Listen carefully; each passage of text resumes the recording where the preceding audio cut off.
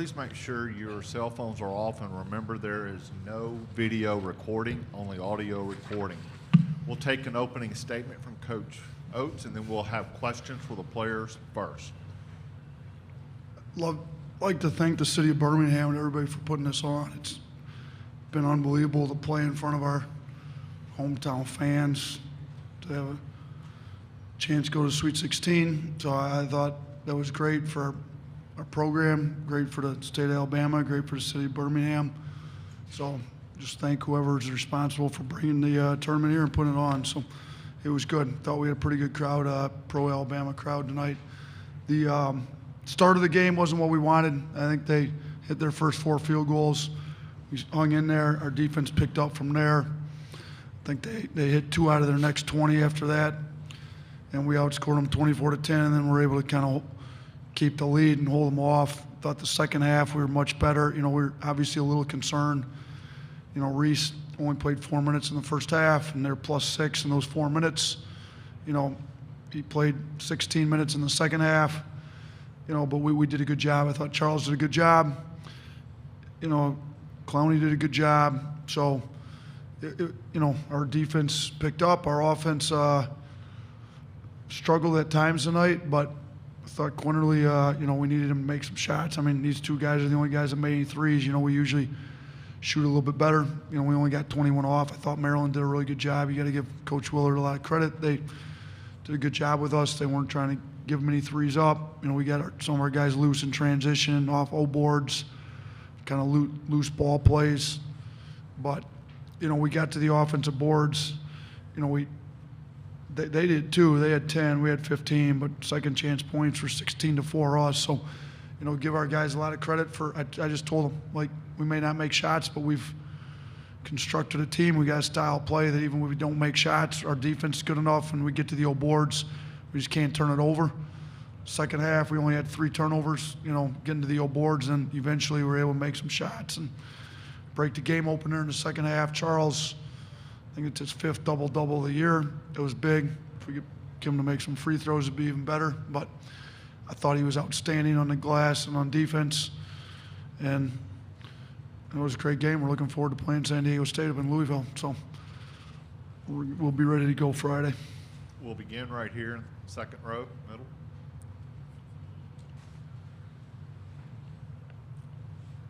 Brandon, how did you feel out there, and also how did you feel kind of having a bit more success than you did on Thursday? Well, it felt great. Just being out there. It's just a blessing just being out there. I think growing up as a kid, for all kids, it's a dream for them. And just to be here, it's just a blessing to be here to play and compete with my team.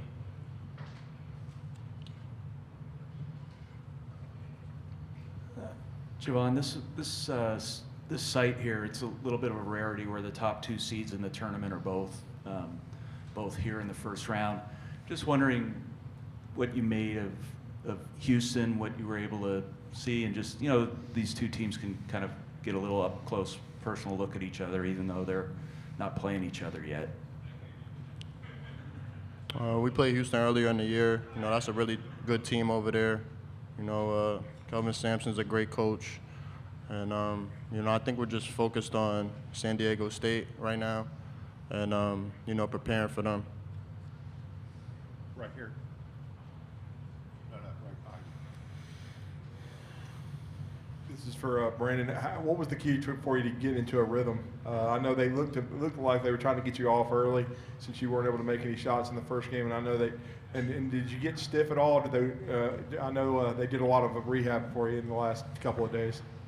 I think the biggest thing coming in this game is just preparation. How you things you put in your body, things how you really just come out and just get loose with your team. And I feel like I just came out with a lot of energy, the energy that me and my teammates needed to get a win over a great team.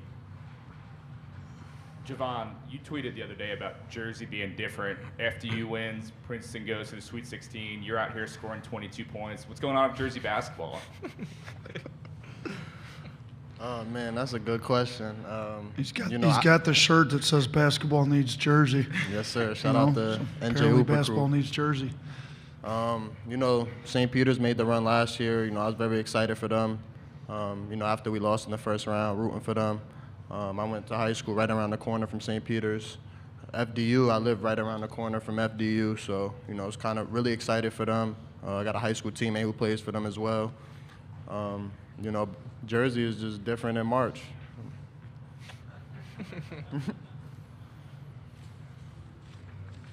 Javon, this is for you and Brandon. Just clicking at the right time last year, coming off the knee injury around this time. How confident is your game? It seems like it's really clicking at the right time. Brandon, how big is it to have him be scoring 20 plus in these games? Man, just looking at his injury and where he's come from, I think it's crazy.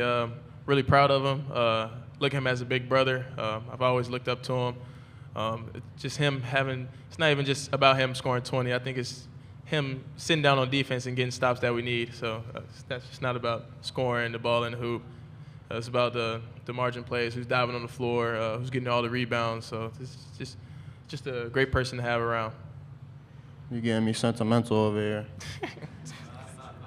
We're going to go to Zoom now and take a question from Chris Heidel. Hey, this is Chris Heidel from Herberton Radio in Baltimore. Congratulations on the win. This question is for Javon from New Jersey. Just talk about, you played against Maryland a couple years ago. What do they look like today that different from 2 years ago? You know, they had a coaching change. Kevin Willard, you know, really great coach. Recruited me coming out of high school, so you know, I'm really familiar with him. And you know, they had a different style. I feel like, you know, they played a little bit slower than they did 2 years ago, and they really value possessions. And you know, that's a really good team over there. And you know, yeah. Right here and then behind you. Brandon, you said you felt good, but from a pain factor scale, where were you heading into this game? I'm 100%. It's like I said, it's just the preparation. I feel like me and Clark prep for this game, just physical-wise. So I think it's the biggest thing was just the preparation coming in this game. For both of you, how much of a difference maker has Chuck been down low since postseason started, whether it's rebounding or scoring or whatever? He's been a huge presence for us. You know, I really think he made that jump from last year, and he's been huge for us. You know, I feel like he doesn't get a ton of credit, but you know, his teammates are definitely. We try and let him know that, you know, he's a huge part of what we do.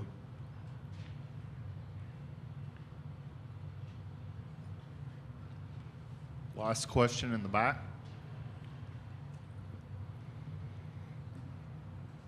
Going from here, how do you manage to keep your poise, your leadership ability? How do you manage to stay still focused, so focused? You got the Sweet 16 coming up. What are we going to do there? How's this going to parlay over from being in Birmingham to being in another location? I think it's just about us being focused. This is a great win tonight. I think we're going to come in tomorrow and probably get our bodies back together and just start from the basics to prepare for San Diego State. You know, playing in the Sweet 16 and losing to UCLA 2 years ago, you know, just that feeling, I remember that feeling. So, you know, I'm just going to let the guys know that, you know, we're close, we're very close, but, you know, we still got a ways to go, and, you know, we're definitely going to, you know, prepare as best as we can. Okay, at this time, the players are dismissed. We'll start up front. Please remember to state your name and affiliation. Drew DeArmond, WZZN Radio, Huntsville, Alabama. Coach, I wanted to, it's like a broken record, but I wanted to mention a couple of Noah Gurley's key plays. He created a turnover in the second half that was big, and then he got a big offensive rebound put back that kind of iced the game. And then I also, my second part is, you just got through playing against a team that's more of a half-court team, slows it up. Do you think that'll help you against San Diego State? I know you hadn't had a chance to dive into them yet. Yeah, I didn't even watch the San Diego State game today. I was busy still watching Maryland film, you know, with the short turnaround. I'm a big fan, but when we got a game to win, I try to lock in on the team we're playing. So I know San Diego State's defense is elite. That's what I've been told by our staff. and Furman's a really good team, and they shut Furman out. So we're going to have to spend a lot of time prepping for them. We'll spend a lot of time tomorrow. The players will be off tomorrow, but the coaches will be in work. And as far as Noah Gurley goes, yeah, I was really fired up on that offensive board put back. I thought he made a great play, drove the ball in, he kicked it out, got Brandon a great shot. Didn't go, he stayed in there, got a put back. I was really happy for him. And then the steal he forced was out of a timeout. Our two guys in the pick and roll didn't do a great job. I thought Reese was coming free for a dunk or a layup, and Noah kind of put his hand in there. He got a deflection, knocked it off Reese's leg, and made a huge play for us. So, he played 10 minutes tonight. We were +3 when he was in. He missed both his. I think his last 4 games he was 6 of 9 from 3 going into that. So. Didn't make any there, but that's fine. He was 0 for 2 against A&M. He was 0 for 2 today. That probably means he's set up for a couple good shooting. He'll get back in the gym. When we're back, he spends a lot of time in the gym. He'll be primed for a good shooting game, hopefully against San Diego State up in Louisville. Chase Goodrep with the Tuscaloosa News. Want to ask you about the three-point shooting. You're only able to get off 7 attempts in the first half. Twice that in the second half. What was Maryland's defense doing in the first half to prevent the looks, and was there a change at halftime to open it up out there? Our defense is similar to ours, to be honest with you. Like, they try to guard pick and roll with 2 guys. They drop the big. They don't really help off. So they just weren't helping off our shooters, and we didn't do a good enough job, attacking their bigs in the pick and roll. And I thought they had backup centers in without Reese in, so we didn't do a great job. The first play out of the second half, we kind of tried to screen the big. Quinterly got downhill, got the layup. They made some other adjustments. To be honest with you, I thought we got, and I'd have to go back and look at this, I thought we got a lot of our threes in the second half off some offensive rebounds, some transition opportunities, kind of broken plays, because they had a good plan and they did a good job of it, and we got to do a better job with our offensive plan against a team that's going to do that. But, yeah, I told our guys, 1 of 7, that's not how we play. We'd like to get 30-plus up a game. Well, we only got 21 up tonight, but we were able to get on the offensive boards. And, at the rim, we got 23 shots at the rim, so did they, and we were 12 of 23, or they were 12 of 23, we were 13 of 23. Kind of the difference was, they ended up taking 21 at the rim twos, and we only took 8. So, we were able to take a lot more threes. We made 6. I think they only made 1. So, it's still a difference. We got a little different styles. We were able to get off a few more. Quinterly was able to get a few off the dribble in the second half, which, he's going 4-6. He's playing at a pretty high level right now. Yeah, Coach Charlie Potter with BAM Online. When you hear JQ say he's going to tell the guys we're close, but we still have a ways to go, just what does that say about the leadership of the guys coming back that want to advance further than Sweet 16? Yeah, we've been there. Q's been there. We shot 12 of 25 at the free throw line. We got to get back and work on some little small details like some free throws. Q's been there, been close, went to overtime. We've got more in us, I think. So San Diego State's a great team. We're going to have to prepare really well to play for them. We're going to have to get some better production out of some of our other guys. And I think the leadership that Quinterly, Gurley, even some of our freshmen been giving us is great. But Quinterly's the one that's been there, was that close and missed, So we're going to get our guys focused and prepped, and we're going to do a good job in these next 5 days leading into this game. Right here. Yeah, Nate, Tony Sakalas, Tide Illustrated. You didn't dip too much into your bench this game. It's normally a strength of yours. Just what went to the decision to kind of lean more on the starters today? They were playing well. I think getting into your bench is a lot more important the first game when you play 2 games in 3 days. I kept asking them if they needed one. Quinterly needed one, come out. Charles needed one. We got Pringle in. If they needed a break, we'd get them one. If I could tell they were a little tired, we'd get them one. We tried to get some. you know, you've also got longer timeouts in the NCAA tournament. I mean, these timeouts seem like they go forever. So, you know, you get a little more rest time in your standard media timeouts, you know, and we had some timeouts close, you know, rest a guy. I think there was one at maybe the 8:44 mark. Rest them for those, get the next media timeout. Kind of, they didn't sit that much game time, but we're able to sit a lot of real time. So, you know, I mean, I trust our bench. Just our starters were playing pretty well, and we kind of roll with them. You know, first game, I think Ryland led us in minutes with just over 21. Today, all the starters were, you know, at least 27 minutes. So we can go either way with it. You know, Namari played double-digit minutes, and he was the only one off the bench. It's not like we don't trust the guys, but I thought the starters were playing well, and we kind of rode with them a little bit more tonight. Nick Kelly, Tuscaloosa News. You mentioned JQ and you being here 2 years ago, and now. I mean, how's your relationship with him evolved over that time? Look, I love JQ. I mean, he's got a big heart. He's trying to lead these guys. He's grown up a lot since he got here. You know, it was ironic when we played at A&M. Jay Wright had our game, so me and Jay were talking. You know, Javon came over, gave Jay a hug, and Jay said, man, he's grown up a lot as a leader since I had him. I said, shoot, he's grown up a lot since we first had him. You know, he's made big strides. He's understands what's important. You know, he speaks up when he needs to speak up. I think he's taken ownership of this team, like it's his team. You know, it's a lot of guys' team. We got leadership from a lot of guys, but he's definitely one of them. He finds a way to come around and play really well at the end of the year every year. I mean, he was SEC tournament MVP 2 years ago. I thought he was playing his best basketball last year, you know, towards ACL. I'd like to think that game would have gone a different way if we'd have had him for the full 40 minutes, you know, in the tournament. But he's playing his best basketball by far right now, and I think he doesn't want to let his teammates down. He wants to take this team as far as we can go. Mike Rodak with AL.com.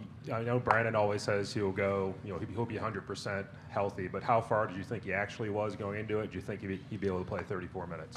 You know what? I didn't know how many minutes he'd be able to play. It seemed like the longer he went, the more loose it got, the better he was. I saw him kind of wince early. He didn't have the same pop. I mean, I'm looking at his stats. You know, he ended up 3 of 11 from 2. You know, and a lot of those are at the rim. I thought his finishing had been really good. You know, the whole conference, playing everything. You know, he definitely wasn't 100%. He's going to tell you he's 100%. He's a tough kid that's going to play through some stuff and not let people on as how much he's hurt. But him and Clark spent a lot of time together over the last 48 hours, and you know, give him a lot of credit. He was going to go. I mean, there's no question ever about whether he was going to go or not. He just, you know, we'll rest him how we need to rest him until they feel like he's ready to practice. And if we don't have him for a few practices, that's fine. We got to get his groin as close to 100% as we can by Friday. Katie Wyndham from Bama Central. Nate, you talked about in your opening offensive rebounding. Just how much have you seen him improve in that area the last couple of games, and maybe his aggressiveness in that area specifically? Yeah, it's been huge. I mean, you look at our second chance points, and it's 16-4. That's a big difference in the game. So I think he's been going. You know, some of these teams will switch us because we don't post a ton. He's been punishing the switch on the glass. You know, with our switch attacks, a lot of times guards going at the big on the perimeter. Well, part of that is we tell our guards you can't get shot blocked, you know, or we're coming downhill and bigs rotating over. Like, don't get your shot blocked, at least get it up on the rim, because now our bigs got a guard on them trying to block them out. Like, we need to punish the switch or punish the smash down. Charles has been doing a great job of that. I mean, look, he had five offensive rebounds. You know, he had a third of the team's offensive rebounds. So he's playing great for us. He's a great kid. I mean, you guys have gotten to know him pretty well. I mean, he's very soft-spoken, but the whole angry Chuck deal's very true. He's got a side of him that comes out when we need it to come out. Part of this offensive rebound is him playing aggressive and hard and punishing the switches. I mean, he gets him on the guards. He gets him on the bigs, too. You know, he would have had another one if he didn't have the over-the-back call. But work on trying to get him not to go over the back and still rebound the ball pretty well. Mary back. Sheila Smoot, Summit Media, Birmingham. With everything going around you, and now you're going on the road, you're getting the Sweet 16, what are you saying to this team to stay focused only on basketball and going to the next level? What are you telling them directly to keep them Yeah, there? I mean, we talk about we've got big picture items, and we got to be concerned with that, and then we have the details that matter when you get to practice and the games. When I say matter, they matter to the game. Like, you got to focus on what matters in practice. You got to focus on what matters in the game. And you are where your feet are. When we're in practice, we're focusing on that. When we're in video, we're focused on the preparation for whether it's practice or game. When we're in the game, and we kind of had that talk going into the SEC tournament. I thought our guys did a great job focusing on the task at hand for 3 straight games in the SEC tournament. I think they've done a really good job for 2 straight games here. The first 2 rounds of focusing on what they need to focus on when they're in practice, video, games, whatever it is. And then, the appropriate big picture stuff will take, our guys know what they're dealing with on that other stuff. Okay, thank you, Coach. Thank you.